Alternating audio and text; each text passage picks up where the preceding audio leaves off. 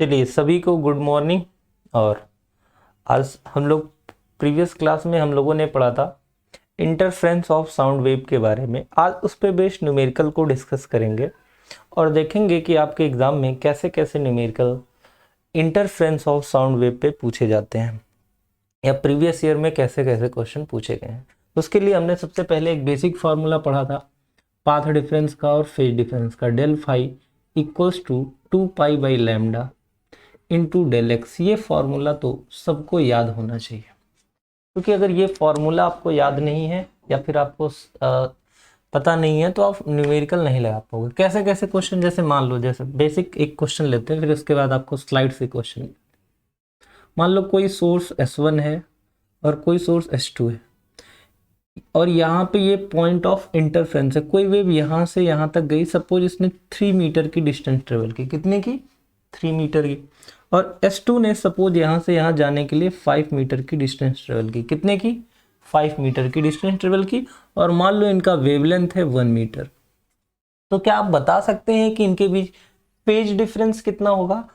Path difference को देख के क्या फेज डिफरेंस को बताया जा सकता है? आओ देखें, डेल फाई की वैल्यू हो जाएगी 2 पाई अपॉन लैम्डा, लैम्डा की वैल्यू 1, और पाथ डिफरेंस इस वाली डिस्टेंस ने कितनी, इस वाली वेव ने कितनी डिस्टेंस कवर की 3 मीटर, इस वाली वेव ने कितनी डिस्टेंस कवर की 5 मीटर।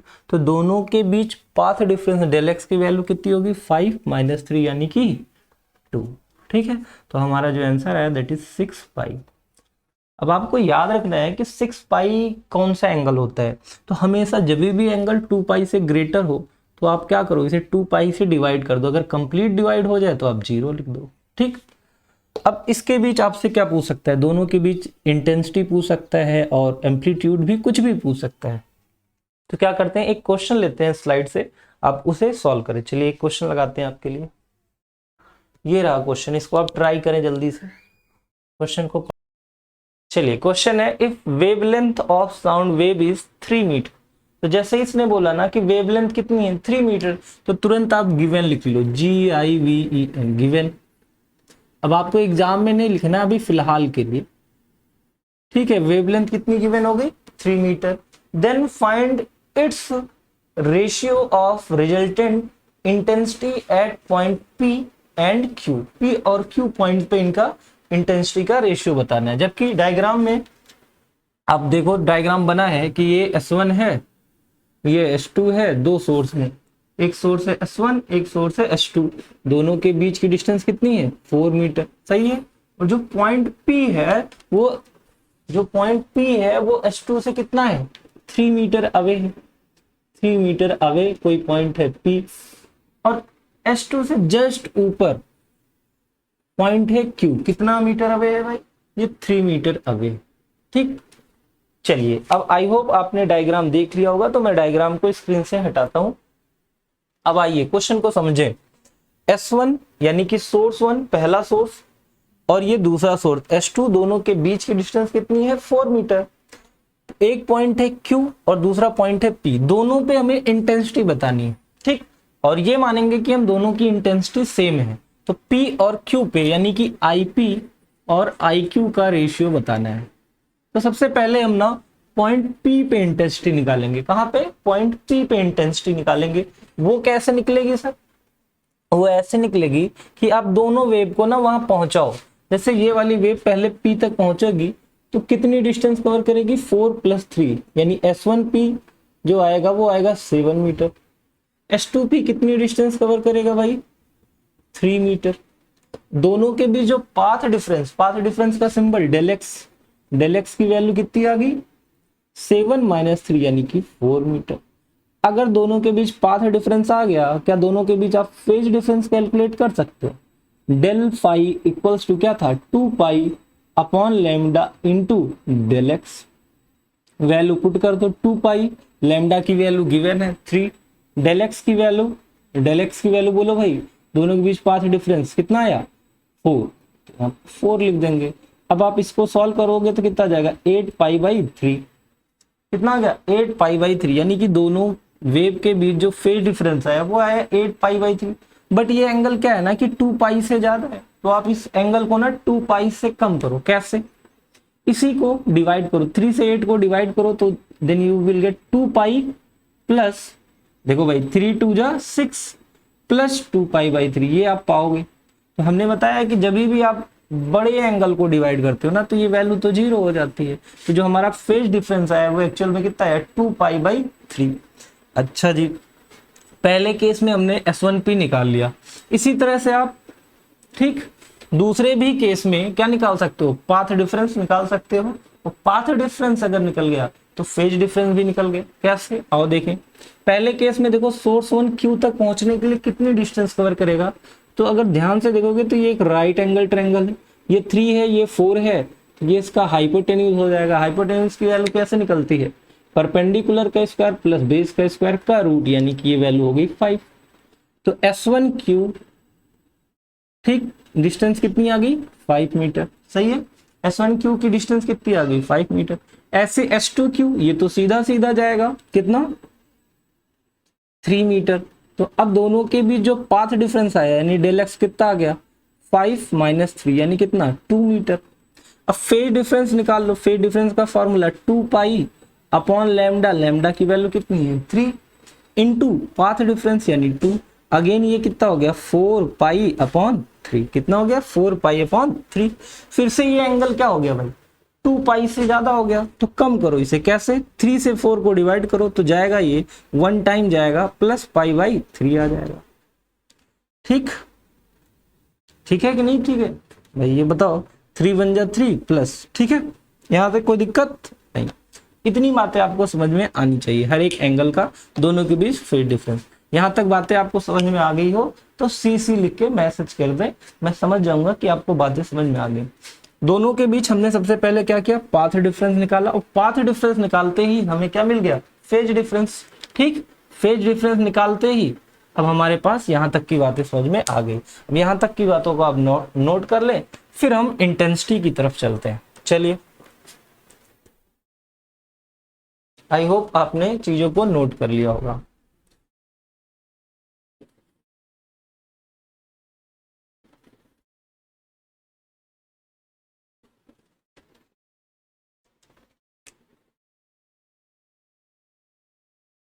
ठीक, चलिए अब देखिए, पहले केस में इंटेंसिटी निकालनी यानी आईपी। फॉर्मूला क्या था रिजल्टेंट इंटेंसिटी निकालने का, आपको याद होना चाहिए। I1 भी आई है, I2 भी आई है, हम मान रहे हैं ऐसा कि इंटेंसिटी सेम है, प्लस 2, वो क्वेश्चन में मेंशन नहीं था, आप इंटेंसिटी को सेम माने, ठीक है, plus 2 root I1 root I2 यानी आई। उसके बाद यहाँ पे लिखते थे cos del x, sorry cos del phi, दोनों के बीच का फेज डिफरेंस। तो फेज डिफरेंस कितना है, 2 पाई बाई 3। ठीक है, क्या फिर से समझे जरा, दोनों का इंटेंसिटी का फॉर्मूला क्या था, I1 plus I2 plus 2 root I1 I2। But आप बोलोगे सर यहाँ I1 I2 क्यों नहीं लिखा, क्योंकि दोनों की वैल्यू क्या है, सेम है। अब cos 2 पाई बाई 3 की वैल्यू आपको पता होना चाहिए। cos 2 पाई बाई 3 कितना होता है, 120। क्या होता है, 120। cos 120 की जो वैल्यू होती है वो कितनी होती है, -1/2। तो ये आ जाएगा अपना I और I 2I, और रूट दोनों मल्टीप्लाई हो जाएंगे तो कितना हो जाएगा, I और इसकी वैल्यू -1/2, इससे कैंसिल हो गया तो ये आया 2I माइनस आई, यानी वैल्यू कितनी हो गई अपने पास, I।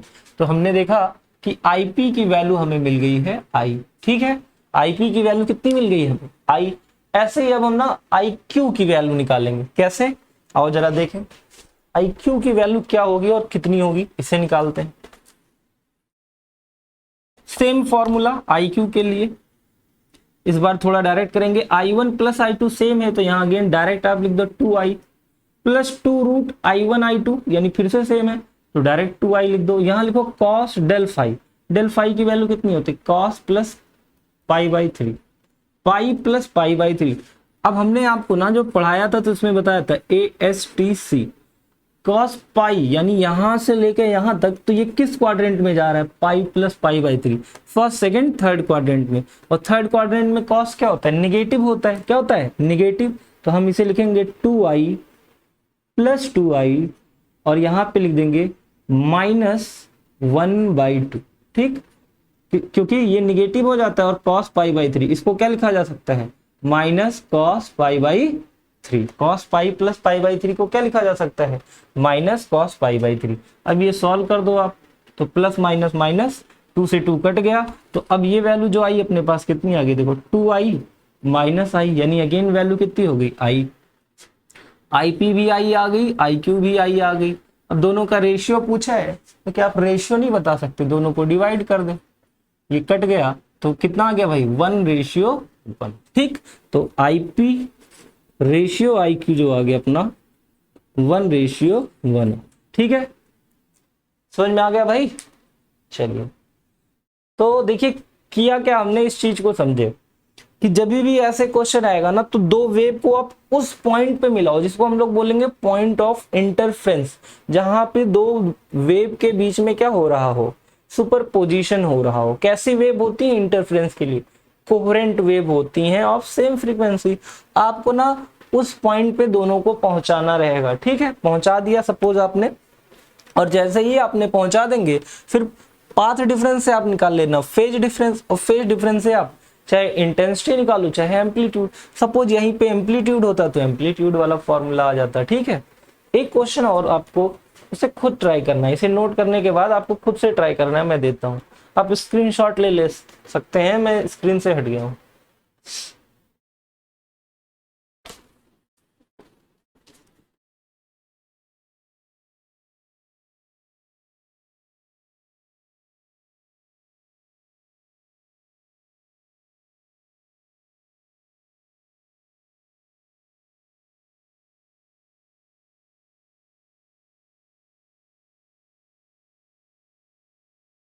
एक ऐसा ही सेम क्वेश्चन आपको खुद से ट्राई करना है घर पे।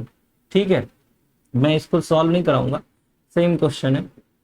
S1 S2 12 मीटर 5 मीटर और सपोज P। ठीक, मान लो कि दो वेव है ऑफ सेम एम्पलीट्यूड, ध्यान से समझना, दो वेव है of same amplitude, same amplitude नहीं अच्छा रहेगा, सेम इंटेंसिटी, I1 I2 की वैल्यू आई है। टू वेव है, टू कोहेरेंट वेव है ऑफ सेम इंटेंसिटी, यानी दोनों की इंटेंसिटी सेम है, और दोनों का जो वेवलेंथ है मान लो 1 मीटर है। ठीक है, कितनी है वेवलेंथ, 1 मीटर। क्वेश्चन समझ में आया कि दो वेव है जिनकी इंटेंसिटी सेम है, वेवलेंथ है 1 मीटर, तो आपको बताना है रिजल्टेंट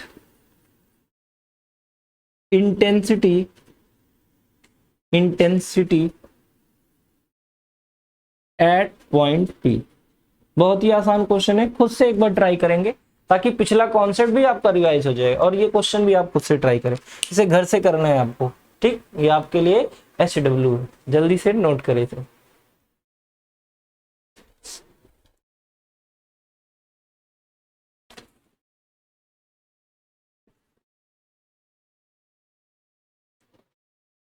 चलिए अगला क्वेश्चन लगाते हैं आपके सामने।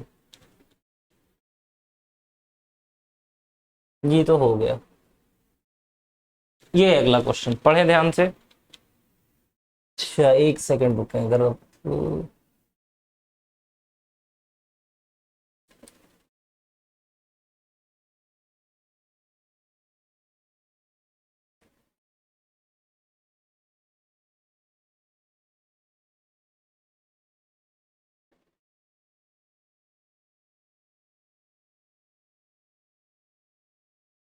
चलिए क्वेश्चन क्या है मैं पढ़ता हूं। टू लाउड स्पीकर, दो लाउड स्पीकर हैं क्वेश्चन में, ध्यान से देखें, ऐसे दो लाउड स्पीकर बनाए गए हैं।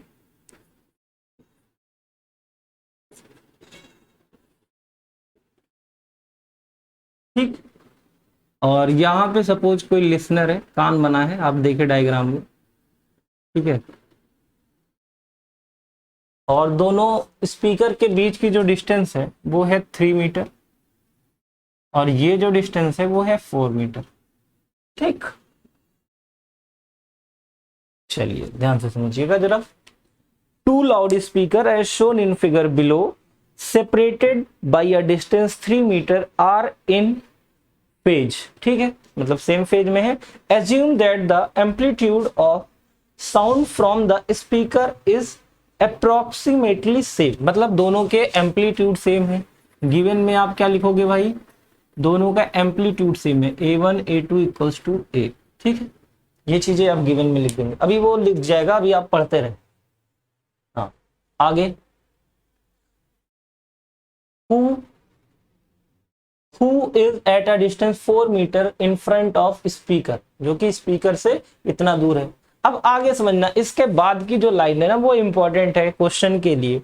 For what frequency does the listener hear minimum signal, और गिवन है कि given that the speed of sound wave is 330 metre per second, speed है 330 मीटर पर सेकेंड, और यहां पे वर्ड आया है कि मिनिमम, मिनिमम वर्ड ही आपके क्वेश्चन को सॉल्व करेगा कि जिससे what frequency does the listener hear minimum signal, minimum signal मतलब मिनिमम इंटेंसिटी। आइए अब जरा इन बातों को समझे, मैं इसको हटाता हूं स्लाइड को। चलिए क्वेश्चन को समझना है ध्यान से।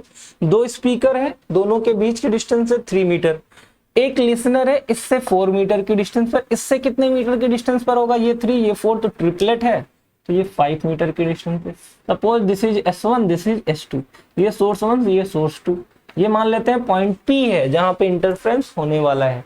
तो मिनिमम सिग्नल यानी मिनिमम इंटेंसिटी और मैक्सिमम इंटेंसिटी कब होती है, तो पिछले क्लास में हमने पढ़ा था जब हमारा होता है कंस्ट्रक्टिव इंटरफेरेंस। क्या होता है कंस्ट्रक्टिव इंटरफेरेंस, तो हमें मिलती है मैक्सिमम इंटेंसिटी। जब हमारा होता है डिस्ट्रक्टिव इंटरफेरेंस तो हमें मिलती है मिनिमम इंटेंसिटी। मिनिमम सिग्नल ही बता रहा है कि हमें यहाँ किसकी जरूरत है, किसकी जरूरत है, मिनिमम इंटेंसिटी यानी मिनिमम सिग्नल मतलब डिस्ट्रक्टिव इंटरफेरेंस। तो हमने पढ़ा है फॉर डिस्ट्रक्टिव इंटरफेरेंस, क्या पढ़ा था भाई, 2n+1 लैम्डा बाई 2, ये किसके इक्वल होता था भाई, पाथ डिफरेंस के। किसके इक्वल आता था, पाथ डिफरेंस के। ये फॉर्मूला हमने पढ़ा था 2n+1 lambda by 2 equals to del x. Del x क्या है भाई, पाथ डिफरेंस। ये कैसे निकलेगा, अभी अभी आपको सिखाया, फिर से देखें।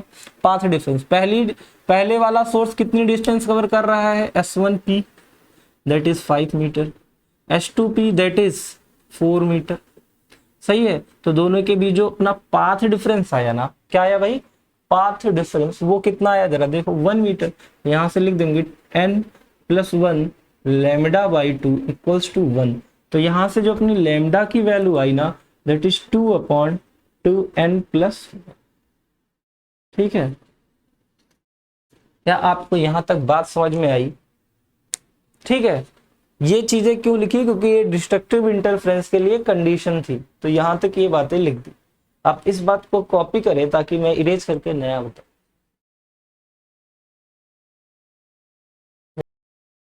चलिए नोट कर लिया होगा आई होप आपने। अब ध्यान से समझे, इस पार्ट को मैं इरेज कर रहा हूं ताकि मैं यहीं से फिर से लिख सकूं। अब ना देखो यहां से इसने ना क्या दे रखा है, वेलोसिटी दे रखा है और लैम्डा। हमने आपको पहले ही पढ़ाया था क्लास के स्टार्टिंग में, जब वेव पहले ही पढ़ रहे थे, तो स्पीड इक्वल्स टू क्या होता है, डिस्टेंस अपॉन टाइम, बट यहाँ डिस्टेंस की बजाय वेव लेंथ, टाइम पीरियड। लेकिन यहाँ पे हमसे फ्रीक्वेंसी की बात किया है तो हम इसको लैम्डा इंटू एफ लिख पाएंगे। तो लैम्डा की वैल्यू क्या हो जाएगी जरा बताओ, v/f। तो ये वैल्यू यहाँ पे पुट की जा सकती है, ठीक। तो लैम्डा के प्लेस पे हमने लिख दिया v/f, और ये 2/2n+1। हमें चाहिए क्या, फ्रीक्वेंसी। तो फ्रीक्वेंसी के लिए जरा देखो क्या हो जाएगा, क्रॉस मल्टीप्लाई करके सॉल्व कर लोगे, 2n+1/2 इंटू v। समझ में आ गई। और v की वैल्यू अपना क्वेश्चन में गिवन है कितना, 330 मीटर पर सेकंड। इसको डिवाइड कर लो तो f की वैल्यू आ गई 2n+1, आगे 165, ठीक। अब क्या करना है, आपको n की वैल्यू पुट करते जाना है। n की वैल्यू कुछ भी पुट कर सकते हो, सपोज 0 पुट किया आपने, 1 पुट किया, 2 पुट किया, 3 पुट किया, ऐसे एंड सो ऑन, कहीं तक भी आप पुट कर सकते हो। जैसे सपोज हमने 0 1 2 ऐसे पुट किए, तो 0 पुट करते हैं ना जब n की वैल्यू, तो देखो जरा क्या आएगी, f जो फ्रीक्वेंसी आ गई अपने पास, जैसे यहाँ पे 0 पुट करोगे तो 165, 1 पुट करो तो 2+1 यानी कि 3, तो जो नई फ्रीक्वेंसी आई अपनी 3 इंटू 165, आप मल्टीप्लाई करोगे आई थिंक आएगी 495, ठीक। तो आप ऐसे वैल्यू ना पुट करते चले जाओगे, 1 पे, 0 पे, 1 पे, 2 पे, ऐसे। तो आपको मिनिमम चाहिए तो आप 165 लेके आंसर बता सकते हैं, ठीक है। अदरवाइज और भी फ्रीक्वेंसी चाहिए तो वैल्यू पुट करते जाओ, आपको आंसर मिलता जाएगा। तो बेसिक क्या था, बेसिक यही है कि आपको बेसिक फॉर्मूला आना चाहिए। किस चीज का, किस चीज का बेसिक फॉर्मूला आना चाहिए भाई? इसका, इसका मतलब कि पाथ डिफरेंस और फेज डिफरेंस में रिलेशन पता होना चाहिए, और दूसरी चीज साइन कॉस सॉल्व करना आना चाहिए। ये कुछ अच्छे क्वेश्चन थे जो हमने आपके लिए सॉल्व किए, और आपको आई होप समझ में आया होगा, ठीक है। तो चलिए अब हम लोग आगे के क्वेश्चन की तरफ बढ़ते हैं, ठीक है। अब कुछ बेसिक फॉर्मूले पे बेस्ड भी क्वेश्चन कर लेते हैं, जैसे प्रीवियस क्लास में दिया। सपोज गिवन है I1 रेशियो I2, और आपसे पूछ लिया ये 9:16 दिया है, बोले कि find the A1 ratio A2। ठीक, ये आपको क्वेश्चन में गिवन हो कि I1 और I2 का रेशियो है 9:16, तो आपको बताना है A1 रेशियो A2 की वैल्यू। तो आप कैसे बता पाओगे भाई? तो बताओ जरा, क्या था फॉर्मूला? हमने पढ़ा था I is directly proportional to A square. I किसके डायरेक्टली प्रोपोर्शनल होता है? A square. A मतलब एम्पलीट्यूड के स्क्वायर के, या फिर इसी को लिख सकते हैं I1 upon I2 equals to A1 का स्क्वायर अपॉन A2 का स्क्वायर। I1 9, आप 9 के लिख सकते हो या डायरेक्ट लिख दो 9/16। ये A1 स्क्वायर, ये A2 स्क्वायर। क्या करना होगा? स्क्वायर रूट ले लो। अब क्या ले लो? Square root. ये आ जाएगा 3/4। तो A1/A2 की वैल्यू आ गई 3/4। ठीक है, समझ में आ गई बात? यहां से आपसे और भी कई तरह के सवाल पूछे जा सकते हैं, जैसे पूछ ले A मैक्स रेशियो A मिन बताओ, तो फिर इसी में क्वेश्चन में पूछ लिया A1 A2 के बजाय A मैक्स और A मिन के बारे में पूछ लिया, मैक्सिमम एम्पलीट्यूड और मिनिमम एम्पलीट्यूड। तो अगर आप A1 A2 निकाल सकते हो तो मैक्सिमम इन दोनों को ऐड कर दोगे तो मैक्सिमम 3/4 7, सब्ट्रैक्ट कर दोगे तो मिनिमम 7 रेशियो। समझ में आ गई बात है? तो आप है ना एक क्वेश्चन से ही अलग अलग वैरायटी के कैसे कैसे क्वेश्चन बन सकते हैं, ये आप देखो। I1 I2 देके A1 A2 पूछ ले, या I1 I2 देके ही डायरेक्ट A मैक्स और A मिन पूछ ले, तो भी क्वेश्चन पॉसिबल है, और ऐसे क्वेश्चन बनते हैं एग्जाम में, ठीक है। तो आप इसे भी नोट कर ले। अगर ये बात समझ में आई है तो एक क्वेश्चन आपको खुद से ट्राई करना है, मैं जस्ट वैल्यू ही बदल रहा हूं। यहां पे मैंने लिख दिया 16:25। ठीक, अब आपको ये क्वेश्चन ना खुद से करने हैं, जल्दी से करें, ट्राई करें।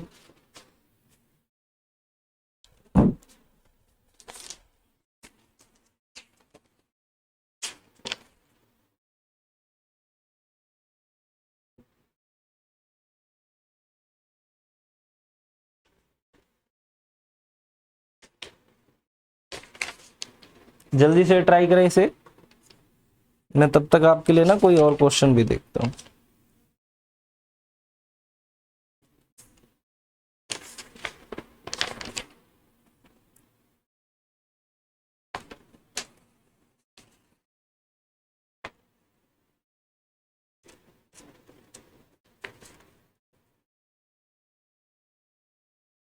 आंसर बताएं जल्दी से।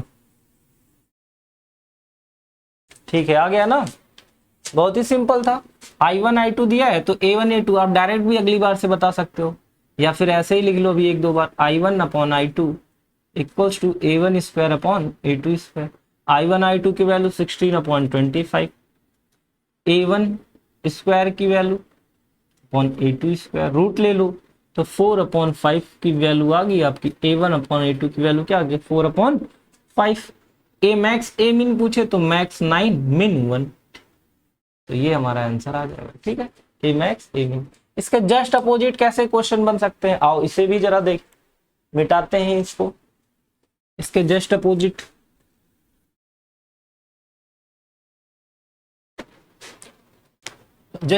देखिए कैसे क्वेश्चन बन सकते हैं। मान लो A1/A2 दिया 2:3, और आपसे पूछ दे I1/I2, तो फिर आप क्या करोगे भाई, फॉर्मूला आपको पता होना चाहिए I1 upon I2 equals to A1 square upon A2। देखो जो रेशियो में वैल्यू दी होती है ना, जनरली अगर रेशियो लेना है तो डायरेक्ट वैल्यू पुट कर दो। तो A1 की वैल्यू कितनी है, 2, 2 का स्क्वायर 4, A2 कितना है 3, 3 का स्क्वायर 9। तो ये हमारा I1 I2 की वैल्यू आ गई 4:9। ठीक, सपोज यहीं से बोल दे वो आई मैक्स और आई मिन की वैल्यू बताओ, तो फिर क्या करेंगे आप, तो फॉर्मूला आपको पता होना चाहिए। आई मैक्स की वैल्यू कितनी होती है, तो होती है √I1 प्लस √I2 का होल स्क्वायर।